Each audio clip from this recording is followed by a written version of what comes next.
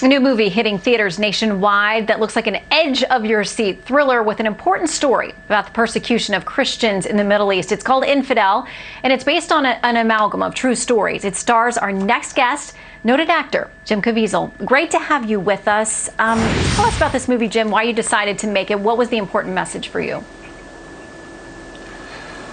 Well, to cut it straight, it was a well-written script by our director, who I worked with on the stoning of Soraya M. I knew he had great knowledge about Iran. He grew up there. His parents were Iranian. He's a Christian convert. He understood what it was like to convert to the Christian faith. It could cost you your life. Second part of that is this is a guy in the story. It was a well-executed thriller. I mean, that's what it was, and it wasn't some candy-ass Christian stupid film. It was really what is really going on today. He stands up for his faith. He's a college professor. He's brought there to speak on Jesus, and then they kind of marginalize him into this place of Jesus as a prophet, and he says, "Oh boy, I can't go there with you. He's the Son of God." And then at that point, the movie takes off, and they try to get him to deny his faith. And he won't do it. And I mean, it looks like a thrill ride. You are someone that is very vocal about your faith, and you're talking about that in the context of what's going on now in 2020. I mean, this movie gives you a good opportunity to get back out there and to share. What is your concern today about the role of faith and what people of faith should be doing? Well, okay, so first of all, my job is to get people in the theater. Why should I go? One, it's a great film. Second of all, how is this relevant today?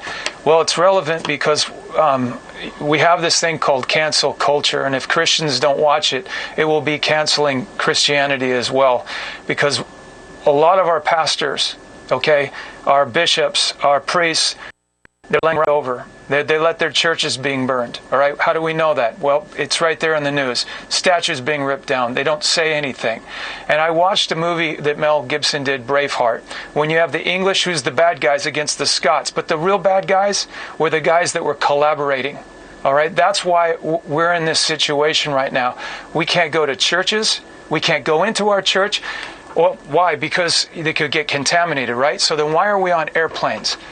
I have friends that have committed suicide. I have seven SEAL buddies that have lost 7 of their friends of committing suicide.